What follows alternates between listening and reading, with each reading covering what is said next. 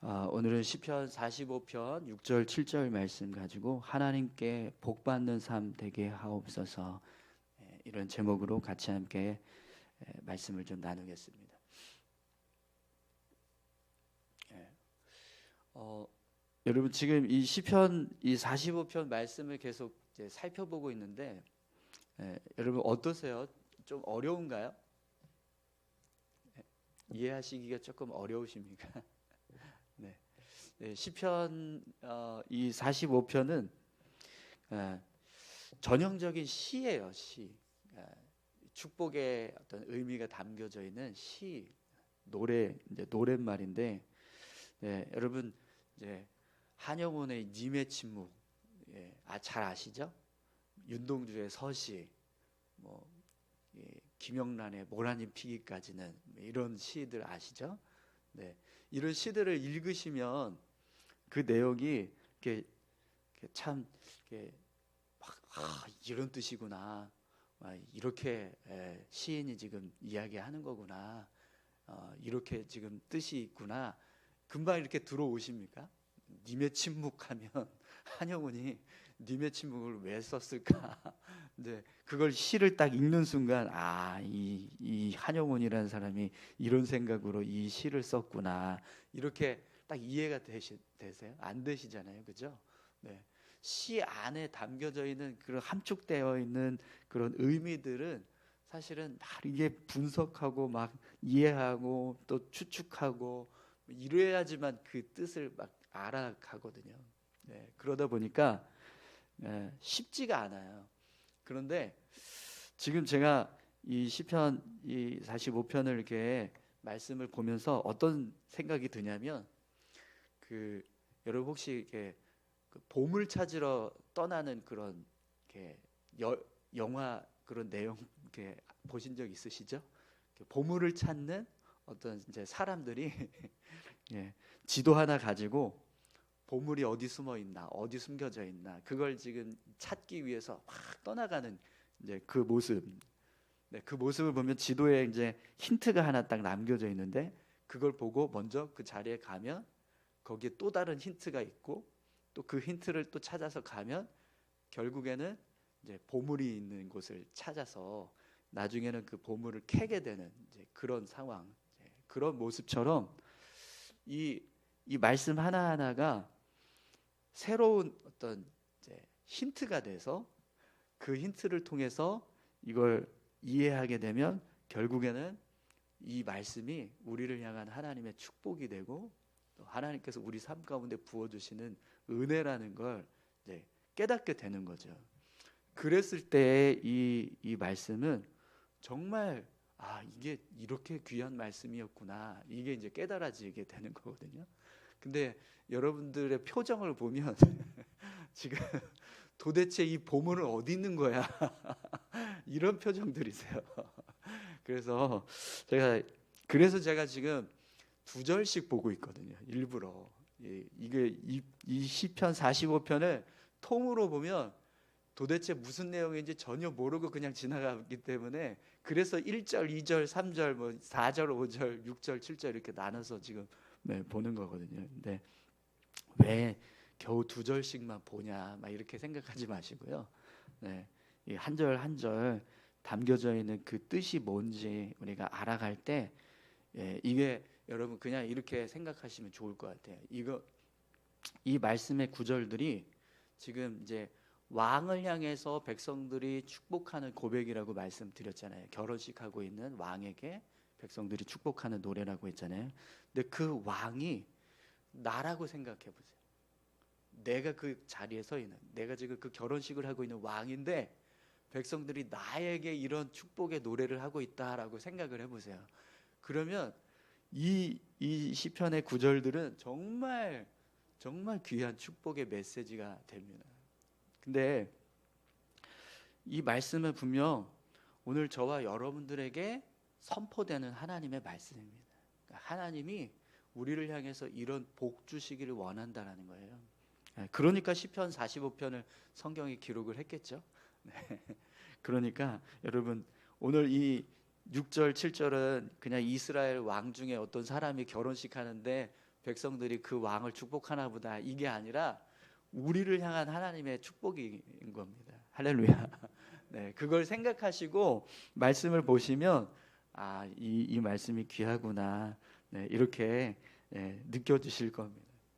좀 어렵더라도 그렇게 생각하시면서 말씀을 좀 이렇게 보시면 좋을 것 같습니다. 그래서 오늘은 6절 7절인데요. 6절 7절까지가 이제 1절에서 7절까지가 백성들이 결혼식을 하고 있는 왕을 향해서 축복하는 노래예요. 노랫말, 축복의 메시지입니다. 그래서 이제 6절 7절 오늘 본문도 이제 백성들이 축복하고 있는 그런 축복의 메시지 노래가 이제 담겨지는데, 그 내용을 좀 같이 함께 살펴보도록 하겠습니다. 우선 6절을 먼저 한번 보시죠. 하나님이여 주의 보좌는 영원하며 주의 나라의 규는 공평한 규이니이다. 아멘. 여러분 지금 이 6절의 고백을 보시면 앞에서 1절부터 5절까지는 계속 대상이 왕이라고 표현됐어요. 그죠? 축복의 대상이 왕이었거든요. 그런데 6절에서는 갑자기 왕이라고 하는 표현이 나오지 않고 주라고 하는 표현이 나옵니다. 그죠? 하나님이여 주의 보좌는 영원하며 주의 나라의 규는 공평한 규이니이다. 이렇게 지금 고백이 됩니다. 그럼 왜 갑자기 이 시편 기자가 이 시편을 고백하고 있는 이 고라 자손들이 왕의 결혼식에서 왕을 축복하는 그런 고백을 하다가 왜 갑자기 주라고 하는 단어를 써서 왕을 축복하는 이 노래를 지금 다 하고 있을까요? 이 주가 누굴까요, 여러분? 이 6절에서 말하는 주가 누구죠? 이 주라고 하는 이 단어가 누구냐에 따라서 오늘 이 시편이요, 왕을 향한 축복의 노래가 되기도 하고, 또 이 시편 45편이 메시아의 임재를 나타내는 예언시가 되기도 하는 겁니다. 이 주라고 하는 단어가 앞에서 지금 이야기하는 축복을 받고 있는 그 결혼식을 참여하고 있는 왕이다, 그렇게 해석을 하면 오늘 이 6절의 말씀도 이렇게 이제 이해되는 거예요. 하나님이여 당신이 세우신 왕의 보좌는 영원한 보좌가 되기를 원합니다. 또 왕의 나라의 규는 공평한 규이니이다. 이렇게 이제 고백하게 되는 겁니다. 네, 그럼 왜 시편 기자가 갑자기 이 왕을 주라고 표현을 했냐? 여러분 이 주라고 하는 표현은 사실 하나님을 향해서 표현되어지거나 아니면 예수 그리스도를 향해서 표현되어지는 단어들이에요. 그죠? 그런데 지금 시편 기자가 인간 왕을 향해서 주라고 표현을 한 이유가 뭐냐면, 이 이스라엘이라고 하는 나라는요, 누가 세우신 나라죠? 하나님이 세우신 나라입니다. 그리고 그 나라를 통치하게 하는 왕은 누가 세우신 거예요? 하나님이 세우신 왕인 거예요. 그렇기 때문에 그런 의미로 봤을 때 이스라엘의 왕은요, 하나님을 대리하는 어떤 주의 역할을 감당하는 겁니다. 그런 의미에서 지금 시편 기자가 이제 하나님이여 주의 보좌는 영원하며 주의 나라의 규는 공평하니이다라고 이렇게 표현을 했지만, 사실은 이게 이제 이 신정국가 되는 이스라엘이라고 하는 나라의 왕은 하나님이 세우신 주입니다. 이렇게 고백을 하면서 이제 왕을 축복해주는 노래가 되는 거예요. 그러면 이 이스라엘 왕을 축복하고 있는 이 6절의 고백은요, 이런 고백이 되는 거예요. 주의 보좌는 영원하며, 그러니까 왕의 자리가 영원하기를 원합니다. 또 주의 나라의 규는 공평한 규이니이다, 이렇게 이제 고백하고 있는데, 여러분 규가 뭐죠? 규가 뭔지 아시죠? 왕이 들고 있는 지팡이가 규를 말하는 거거든요. 근데 그 왕이 들고 있는 지팡이가 상징하는 게 있어요. 왕의 권세, 왕의 권력, 왕이 통치하는 통치권, 이걸 상징할 때 규를 이야기를 하거든요. 왕의 지팡이를 이야기하는 겁니다. 그러면 왕의 지팡이가 공평한 지팡이입니다. 이 말은 왕이 다스리는 그 통치가 공평합니다. 왕의 권세가 공평한 권세입니다. 왕의 판결이 공정한 판결입니다. 이런 뜻을 지금 담고 있다라는 거죠. 그래서 지금 시편 기자는요, 결혼식을 하고 있는 왕을 향해서 당신의 보좌가 영원하기를 원합니다. 당신이 통치하는 그 통치가 공의롭고 공평하고 공정한 통치가 되기를 원합니다. 이런 축복의 지금 노래를 하고 있는 겁니다. 그럼 여러분, 이 축복을 듣고 있는 왕은 어떤 마음이 들까요? 내가 결혼식을 하고 있는데 백성들이 자신의 그 왕권을, 왕자의 그 모습을 영원히 지속되기를 원한다라고 이렇게 축복해주고 있고, 또 그 왕의 통치를 당신의 통치가 공평한 통치입니다라고 찬사를 보내고 있는 거예요. 그럼 그 고백을 듣고 있는 왕의 마음이 어떨까요? 정말 기쁘겠죠. 기쁨으로 가득 차서 이 결혼식을 지금 치르게 되는 겁니다. 여러분, 오늘 저와 여러분들의 삶이 이런 축복을 받는 삶이 되시기를 축원합니다. 누군가 우리를 향해서 당신은 하나님이 세우셨어요. 당신의 존재가 늘 나에게 힘이 되고 위로가 됩니다. 당신이 행하는 모든 일들은 다 정말 선하고 의롭습니다. 당신은 정말 내 옆에서 계속 있었으면 좋겠습니다. 당신이 존재하는 것 자체가 내게는 너무나 기쁨입니다. 그러니 영원히 내 옆에 계셨으면 좋겠어요. 이런 노래, 이런 찬사를 누군가 우리에게 한다고 생각을 해보세요. 얼마나 기쁘겠습니까? 그죠? 그런 고백을 듣는 삶은 분명 복된 삶이라고 말할 수 있을 겁니다. 오늘 저와 여러분들의 삶이요, 이런 복된 삶이 되시기를 축원합니다. 하나님께서 우리와 함께 하시면 우리 삶에 이런 은혜가 임하게 될 줄 믿습니다. 우리가 삶을 살아가는 것이 기쁨이고, 누군가에게 기쁨이 되고, 누군가에게 힘이 되고, 위로가 되어지고, 또 우리가 존재하는 것이 정말 복된 그런 삶이 되는 그런 삶을 우리가 살게 하실 줄 믿습니다. 자, 그런데 이 6절의 말씀을 그러면 인간 왕을 대상으로 삼지 않고 예수 그리스도로 바꿔버리는 거예요. 메시아로 바꾸면 이 6절의 고백은요, 완전히 다른 고백이 돼요. 여러분, 하나님께서 세우신 주의 보좌, 이 주의 보좌는 누구의 보좌죠? 예수님의 보좌입니다. 그죠? 그리스도의 보좌를 말하는 거예요. 그리고 하나님께서 세우신 주의 나라는 누구의 나라입니까? 예수님께서, 메시아가 통치하시는 예수님의 나라. 그죠? 그렇기 때문에 지금 이 주의 보좌는 영원하며 또 주의 나라의 규는 공평한 규이다, 이렇게 고백하는 이 고백은요, 그리스도를 향한 찬송. 그죠? 여러분, 예수님의 그 보좌는 영원한 보좌예요. 그렇죠? 예수님께서 통치하시는 그 통치는 공평한 통치가 됩니다. 이 고백을 통해서 지금 시편 기자는요, 메시아가 다스릴 나라, 그 나라를 찬양하는 겁니다. 이 땅의 도래에서 이 세상을 주관하실 그 메시아의 보좌가 영원한 보좌가 되고, 또 그의 통치가 공평한 통치가 됩니다라고 찬송하는 찬송시가 되는 거예요. 그리고 이 6절의 주를 메시아로 바꿔서 1절부터 7절까지 내용을 이렇게 대입해서 보면 이 1절에서 7절까지 이 고백들은 다 메시아를 찬양하는 찬양의 시가 되어버립니다. 완전히 다른 의미로 바뀌어지는 거죠. 왕으로 보면 그 왕을 향해서 축복하는 백성들의 노래가 되지만, 이게 메시아를 향한 고백이 되면 메시아를 찬송하는 찬송시가 되는 거죠.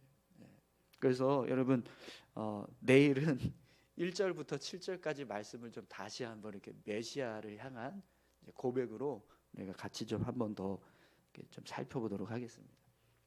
오늘은 7절을 또 더 봐야 되니까 왕을 향한 노래로 우리가 계속해서 좀 봤으면 좋겠습니다. 우리 7절 내용을 한번 보시죠.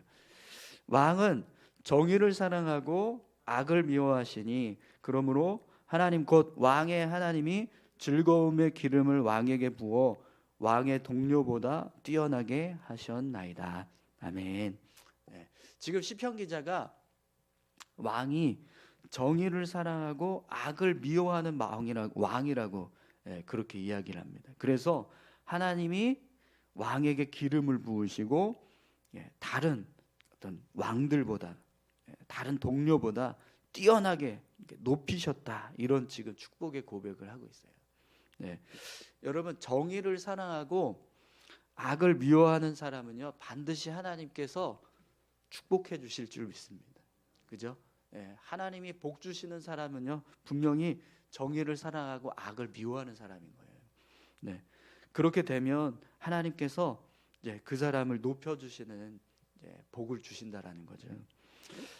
여러분, 지금 이 시편 기자가 고백하고 있는 이 축복의 내용은 사실 이스라엘 왕을 향한 이제 축복이기는 하지만 그에게만 적용되는 축복이 아니에요. 그죠? 이 축복은 오늘 우리에게도 동일하게 적용되는 축복입니다. 우리가 정의를 사랑하고 악을 미워하는 삶을 살면 분명 하나님은 오늘 저와 여러분들의 삶도 축복해 주시고 우리 삶을 높여 주실 줄 믿습니다. 지금 시편 기자가 이렇게 고백하고 있는 이 고백이 사실은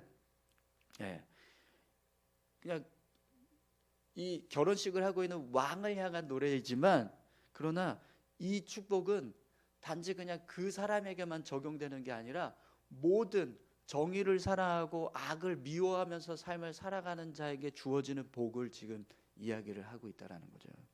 그렇기 때문에 오늘 우리가 정의를 사랑하고 악을 미워하는 삶을 살면 분명 하나님은 오늘 저와 여러분들의 삶에도 이 시편 기자가 고백하고 있는 이런 축복의 내용을 우리 삶 가운데 부어주실 줄 믿습니다. 오늘 저와 여러분들이 정말 그렇게 정의를 사랑하고 악을 미워하는 삶을 사시기를 바랍니다. 우리 같이 함께 기도하겠습니다. 오늘 두 가지 축복의 내용을 같이 이렇게 말씀을 나눴는데요. 여러분, 우리가 서로 이렇게 기도해자고 하네요. 그것도 쓸데없는 소리 하고 있네요. 네. 우리 저기 예배 시간에 찬성할 때 서로 좀 옆에 계신 분들 보면서 찬양하신 축복해 주시죠라고 할 때 여러분 되게 그게 어떠세요? 기쁘세요? 불편하세요? 주일날 이렇게 찬양, 우리 부목사님 이렇게 앞에 나와서 찬양 인도하면서 우리 서로 저렇게 보시면서 축복하시라고 그러면 사실 저도 되게 어색하고 막 이렇게 뭔가 눈이 이렇게 딱 마주쳤을 때 그 순간에 어색함이 막 이렇게 좀 이렇게 막 소름 돋고 막 그럴 때가 있거든요. 근데 왜 저희가 이렇게 축복받는 거에 대해서 이렇게 어색할까요? 그 은혜가 우리 삶 가운데 부어진다는 걸 잘 느끼질 못해요. 이 사람이 지금 나를 향해서 정말 진심을 담아서 축복을 하고 있어도 그 축복이 내 거라는 걸 내가 그걸 잘 이해를 못한다는 거죠. 그러니까 거기에 대한 어떤 기쁨보다 어색함만 있는 거예요. 근데 여러분, 그 축복이 정말 내 삶 가운데 온전하게 부어졌을 때 얼마나 기쁘겠습니까? 그죠? 얼마나 기쁘게요? 그 은혜들을 생각하면서 여러분 우리 같이 함께 기도하셨으면 좋겠습니다. 하나님, 이 말씀이 오늘 저의 삶에 정말 그대로 부어지기를 소망합니다.